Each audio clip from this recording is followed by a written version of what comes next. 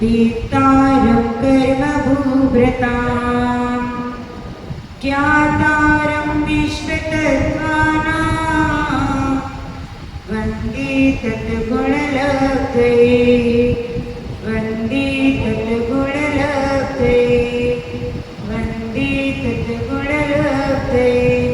जय बोलो आदिनाथ भगवान की जय। जय बोलो महावीर स्वामी भगवान की जय। जय बोलो परम पूज्य आचार्य वंशी आदि सागर जी महावीर की जी गुरु सागर जी सन्मति सागर जी गुरुदेव की जय। जय बोलो परम पूज्य आचार्य श्री वसुनंदी जी गुरुदेव की जय। जय बोलो परम पूज्य आचार्य श्री कर्म विजय नंदी जी गुरुदेव की जय। सूर्य आदि महावीर कीर्ति गुरुवे नमः। सूर्य विमल सन्मति गुरुवे नमः। सूर्य सुंदर सागर गुरुवे नमः। तस्मै श्री गुरुवे नमः। तस्मै श्री गुरुवे नमः। जीवन परम पूज्य आचार्य वंशी सुंदर सागर जी गुरुदेव की जय हो। जीवन परम पूज्य शुल्लक श्री विशंक सागर जी गुरुदेव की जय हो। जीवन परम पूज्य शुल्लक श्री श्यामकर नंदी जी गुरुदेव की जय हो। सबकी एकाश नहीं लग रहा है, किसी की भी जयकारा में बिल्कुल आवाज नहीं।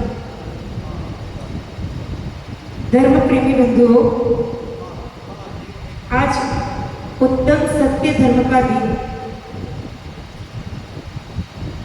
4 दिन गए।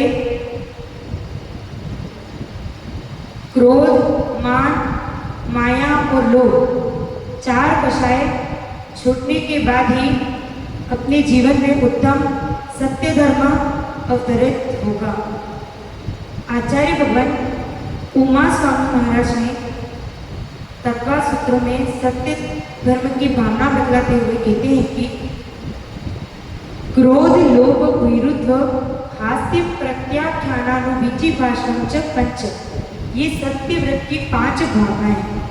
क्रोध मतलब जो इंसान क्रोधी होता है उसके जीवन में सत्य धर्म कभी अवतरित नहीं हो सकता। सेकेंड नंबर क्या बताया? क्रोध के बाद लोभ, मतलब जो इंसान लोभी होता है, लालची होता है, क्योंकि उसके अंदर क्या एक लोभ कषाय बैठी हुई है किसी भी चीज को पाने की, तो वो सत्य नहीं बोल पाएगा। तीसरे नंबर में बताया भीरु, भीरु मतलब भयभीत। अगर कोई इंसान डरा हुआ है तो वह सत्य नहीं बोल पाएगा। और हास्य मतलब कोई हंसी मजाक कर रहा हो, हंसी मजाक करने वाला व्यक्ति भी सत्य नहीं, मतलब उसके जीवन में सत्य अवतरित नहीं हो सकता है। और 5वें नंबर का बताया है जिनागम का विरोध करने वाला व्यक्ति, जो जिनेंद्र भगवान के द्वारा कही हुई वाणी है उसका विरोध करता है, तो उसके जीवन में भी सत्य धर्म कभी अवतरित नहीं होता है। कहते हैं सत्यम ब्रूयात् च प्रियम ब्रूयात्, न ब्रूयात् सत्यम प्रियम, नान्यत् च प्रियम ब्रूयात्, येषां धर्म सनातनः। सत्यम ब्रूयात्, क्या बोलो? सत्य बोलो। प्रियम ब्रूयात्, क्या बोला? प्रिय बोलो। न ब्रूयात् च सत्यम प्रियम, मतलब अप्रिय सत्य मत बोलो, मतलब ऐसा आप सत्य मत बोलो जिससे किसी को क्या करे, बुरा लगे। मतलब किसी कोई एक आपसे कहा है, ठीक है, अब आपने उसके सामने क्या बोल दिया कि अरे काने इधर आ, तो ये क्या है? सत्य तो है वो काना है, लेकिन क्या है उसको बुरा लगेगा, इसलिए अप्रिय सत्य मत बोलो। नान्यत् च प्रियम ब्रूयात्, नान्यत् च प्रियम ब्रूयात्, मतलब प्रिय असत्य भी मत बोलो, मतलब आप ऐसा झूठ भी मत बोलो जिससे क्या हो, प्रिय तो हो लेकिन झूठ मत बोलो। अप्रिय प्रिय असत्य मत बोलो। यही क्या है? सनातन धर्म है, यही क्या है? सत्य धर्म है। एक बार एक मुनिराज एक छोटी सी शिला पर ध्यान करने के लिए बैठे थे। ध्यान करते हुए बैठे थे तो इतने में से एक गाय भागती हुई उनके सामने से निकलती है।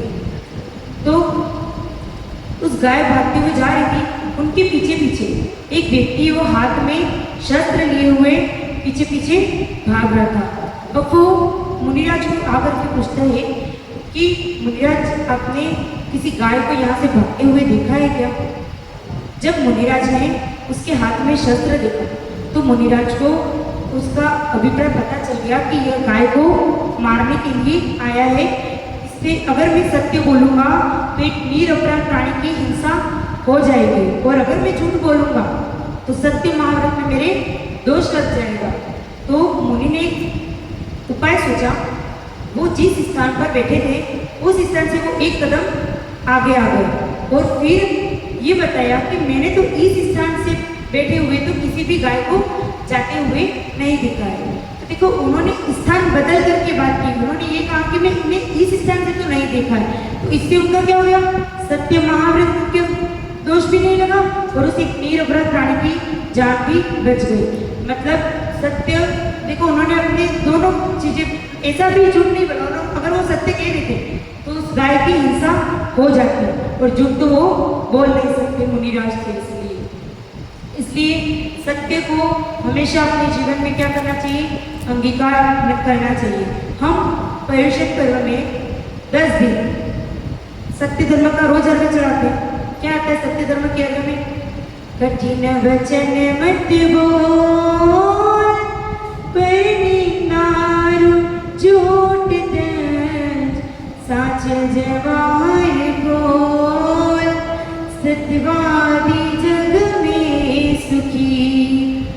कठिन वचन मत बोल।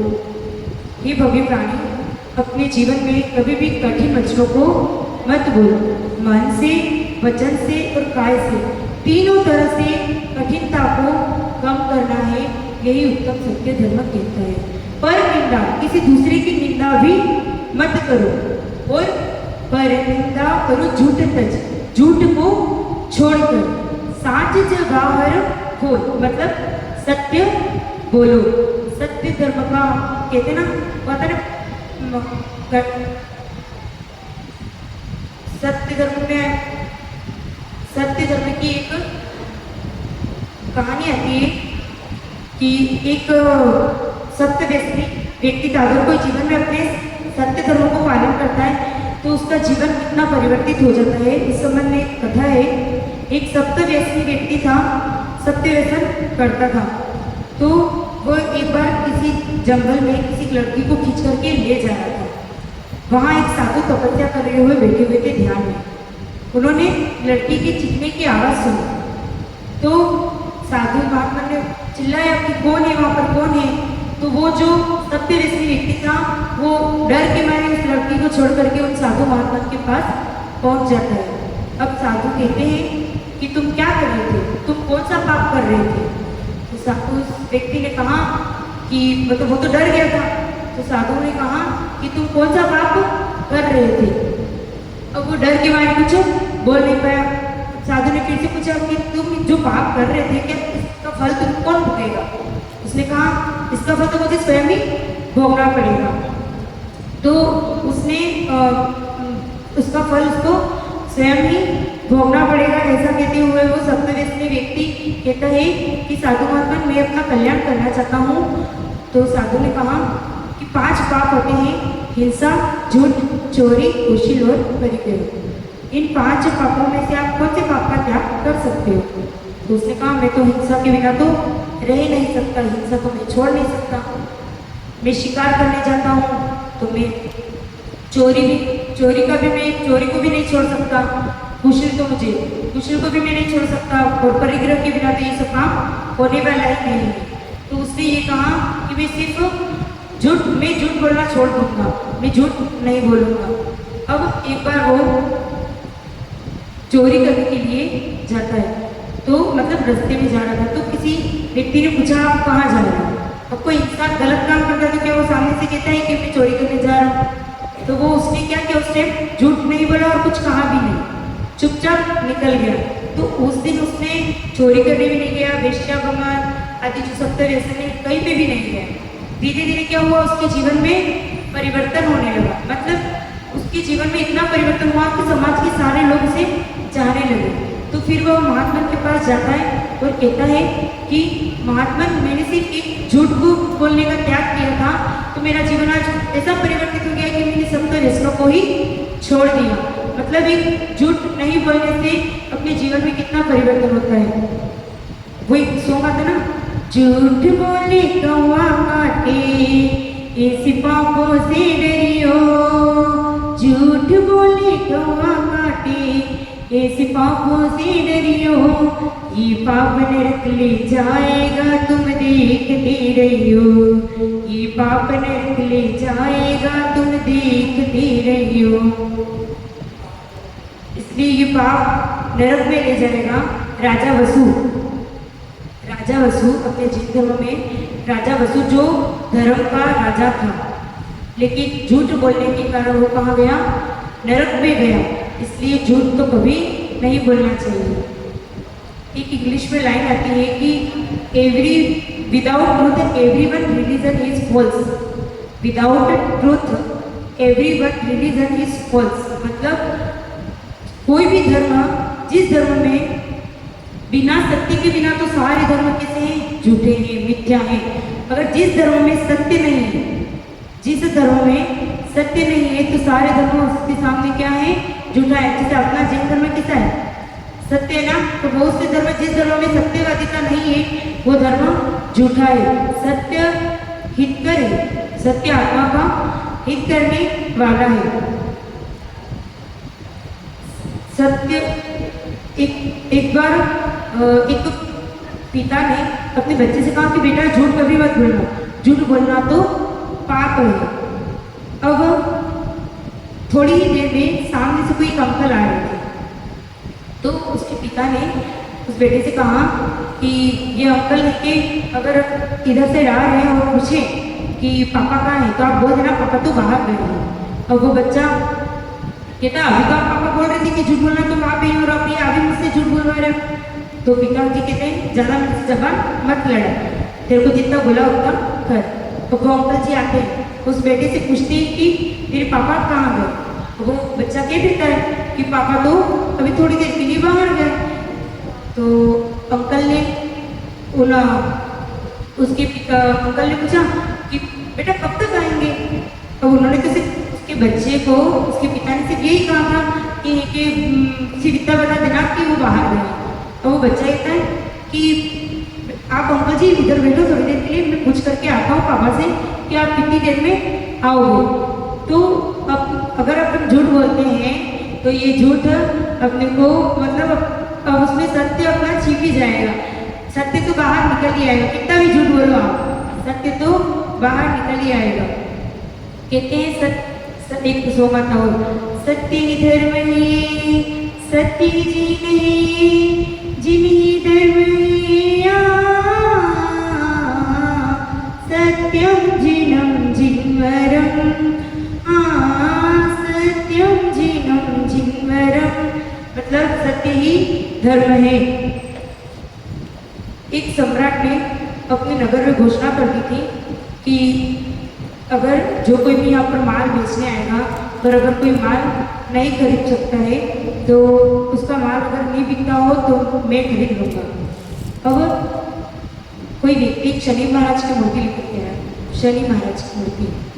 अब वो मूर्ति बिकी नहीं, शनि महाराज की मूर्ति। तो सम्राट ने तो सत्य बोल रहा था, इसलिए उसने ये सोचा कि अब ये मूर्ति तो मुझे ही खरीदनी पड़ेगी। जब वो शनि महाराज की मूर्ति घर पे लेकर के अपने महल में लेकर के गया, तो प्रेम के देवता ने कहा कि मैं तो यहाँ से जा रहा हूँ, मैं तो यहाँ रुक नहीं सकता। थोड़ी देर में लक्ष्मी माँ ने भी बोला कि मैं भी यहाँ पे नहीं रह सकती, मैं भी जा रही। फिर सत्य के देवता ने कहा कि मैं भी जा रहा हूँ, मैं भी यहाँ नहीं रह सकती।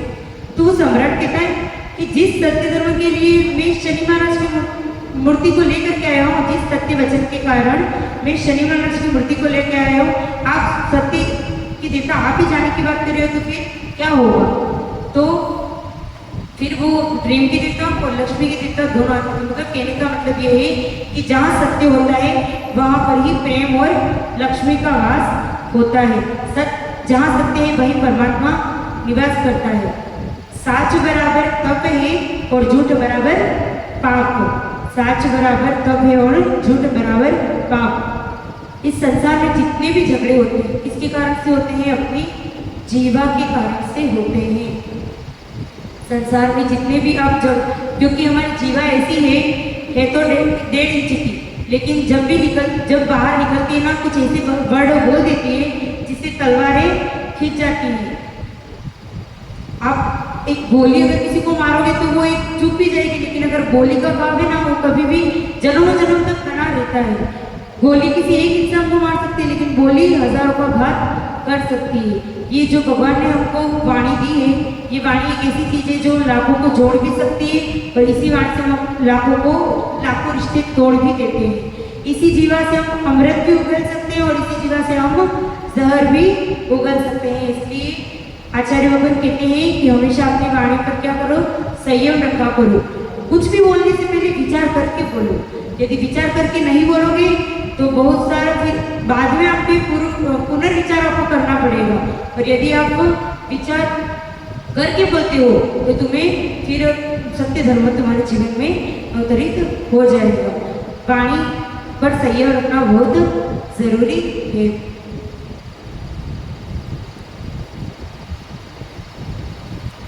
हाँ, महाभारत में सुना है, महाभारत देखी भी होगी।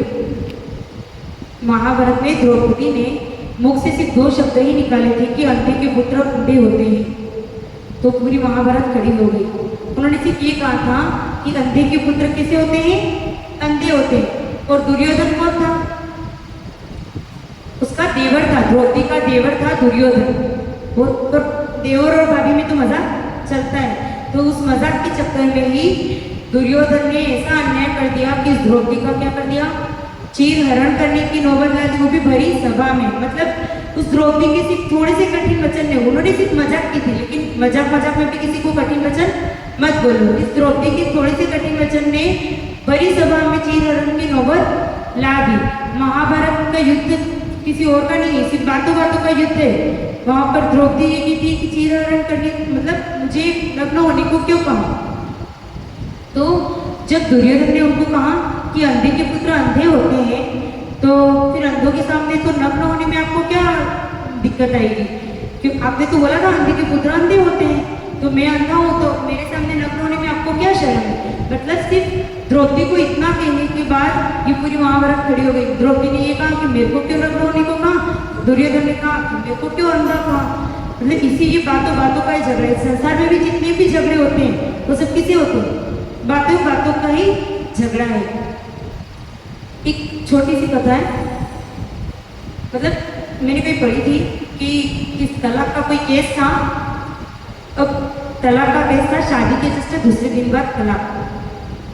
तो जज साहब ने जब कोर्ट में बुलाया पति पत्नी दोनों को और पूछा कि क्यों आप मतलब उनको पता नहीं था शादी के दूसरे दिन पर, उन्होंने पूछा कि क्यों तलाक ले रहे हो, क्या ऐसा हो गया? तो वो पति कहता है कि बात इस जगह का हम पर झगड़ा हुआ है कि मैं अपने बच्चे को तो डॉक्टर बनाना चाहता हूँ, और ये मेरी पत्नी है वो इंजीनियर बनाना चाहती है, और मेरे जो घर वाले हैं, मेरे माता पिता हैं, वो दुकानदारी करवाना चाहते हैं। तो इस चक्कर में वो ऐसा झगड़ा करते हैं, तो इसलिए हम तलाक ले रहे हैं। और जज साहब कहते हैं ये तो आपकी अपनी बात है, ये तो आप दोनों अपना डिसाइड कर रहे हो, अगर बच्चे को भी तो बुला लो। मैं बच्चे से ही पूछ लेता हूँ कि उसको क्या बनना है, तो ये कहते हैं बच्चा कहाँ से लाए, बच्चा शादी तो कर लो, ये अब कहाँ से बच्चा लाए। मतलब ये सब क्या है, सब बातों का झगड़ा है। मतलब ये संसार में जितना भी है सब मूर्खतापूर्ण झगड़े करते हैं लोग, ना तो देखते ना कुछ नहीं। एक बार एक व्यक्ति का ऐसी 2 व्यक्ति गप्पे मार रहे थे, तो गप्पो में उन्होंने ऐसी बात निकाली कि सामने वाले मित्र से कहा कि दूध बहुत महंगा हो गया है, तो क्यों ना मैं भैंस खरीद लूँ। तब सामने वाले मित्र ने कहा अरे यार अच्छा है, तू तो भैंस खरीद रहा है। तो उस मित्र ने कहा कि अरे यार शक्कर भी महंगी हो गई है, मैं सोच रहा हूँ एक खेत खरीद लूँ और उसमें गन्ना पैदा करूँ। अब दोनों में बातें चलती हैं। अब इधर वो जो गन्ने का खेत बनाने का सोच रहा था, वो कहता है कि मेरा गन्ने का खेत है, तुम ध्यान रखना तुम्हारी भैंस मेरे इस खेत में नहीं आ जाती। भैंस में अगर भैंस है वो खेत में आ जाएगी तो मेरा गन्ना खा जाएगी। तो वो मित्र कहता है सामने वाला कि भैंस तो भैंस होती है, मैं थोड़ी कुछ कर सकता हूँ, भैंस तो कभी भी आ सकती है। तो वो कहता है कि कैसे आएगी तुम्हारी भैंस, मैं तुम्हारी भैंस की टांगे तोड़ दूंगा और तुम्हारा सीट फोड़ दूंगा। अब दोनों में ऐसी बातें होती रहती हैं। फिर वो सामने वाला मित्र कहता है कि मैं भी देखता हूँ तुम्हारा खेत कैसे बोते हो, और वह दूसरा मित्र कहता है कि मैं भी देखता हूँ तुम्हारी भैंस है वो मेरे खेत के अंदर कैसे आती है। अब ऐसी बात, वो जो सामने वाला मित्र था वो एक वहाँ से एक कोयले का पत्थर लेता है, कोयला को लेकर के खेत बना देता है, उसमें गन्ने को उगा लेता है। अब वो कहता है कि मैं, अब देखो ये मेरा खेत है, मैं भी देखता हूँ तुम्हारी भैंस कैसे आती है मेरे खेत के अंदर। और वो जो सामने वाला मित्र होता है वो क्या करता है, एक कंकड़ लेता है और कहता है कि देखो ये मेरी भैंस तेरे खेत में आ गई। अब दोनों में ऐसा झगड़ा हो जाता है, दोनों में मारा पीटी हो जाती है, पुलिस को फोन कर दिया जाता है, FIR लिख दी जाती है। पुलिस आती कहती है कि तुम्हारे दोनों में झगड़ा हो गया है, बताओ तुम्हारी कौन सी भैंस ने कितना गन्ना खाया है, मैं भी तो देखूं। तो तुम्हारी भैंस ने कितना गन्ना खाया है। तो वो जो पुलिस वाले देखते हैं कि वहाँ पे तो कोयले से लकीर खींची हुई है, खेत बना हुआ है और कंकड़ रुपी भैंस बना हुआ है। मतलब फिर वो अपना सर उसके माथे पे हाथ रखता है कि ये क्या है। मतलब संसार की कितनी विचित्र दशा है कि सब झगड़े क्या होते हैं, व्यर्थ के ही करते हैं। एक अपन औरतें रहती हैं, अब यहाँ पे तो बैठते नहीं होंगी, लेकिन हमारे उधर क्या है, जैसे बाहर बैठते हैं तो बातों में क्या कर लेते हैं, सब इधर उधर की बातें करते हैं, झगड़े हो जाते हैं, इसलिए बाहर बैठना ही नहीं। एक बार एक व्यक्ति, एक अंतिम स्टोरी है, फिर अपनी बात को विराम होगी। एक बार एक व्यक्ति ने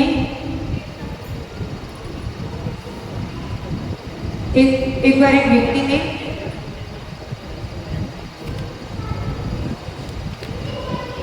धन कमाने की उसको इच्छा होती है। आप जानते ही हो कि जहाँ पर जिस चीज़ की कमी होती है वो चीज़ ज़्यादा महंगी बिकती है। तो उसको एक दिमाग में एक देश याद आया कि उस देश में तो ना तो गाय होती है कि ना दूध मिलता है, ना भैंस होती है। उसने सोचा मैं भैंस खरीद लेता हूँ 500 रुपये की, और उस भैंस घर को लेकर के मैं जाता हूँ वहाँ पर। तो वह उस देश में जाता है, उस भैंस का दूध, गाय का दूध निकालता है और वह राजा के दरबार में पहुँचता है। दूध लेकर के जाता है और कहता है, राजा मैं आपके पास में एक ऐसी चीज़ लेकर के आया हूँ जो बहुत ही स्वादिष्ट है। जब राजा उस दूध मतलब जो राजा उस दूध को पीता है तो कहता है कि ये तो ऐसी चीज़ है जो मैंने पहले कभी नहीं पी, इसका स्वाद तो बहुत ही अच्छा है। दूसरे दिन वो उसी दूध की रबड़ी बना करके ले जाता है। वह राजा उस रबड़ी को चाटते ही रह जाता है और उसको बहुत सारे रत्न देता है। ऐसे करके वो हर बार रोज नई की नई डिश बना करके उस राजा को खिलाता है। तो राजा बहुत ही प्रसन्न होकर के उनको बहुत सारा धन देते हैं, जिससे वो व्यक्ति क्या हो जाता है, बहुत ही धनवान हो जाता है। तो उसको अपने वापस घर की याद आती है, उसको घर की याद आती है।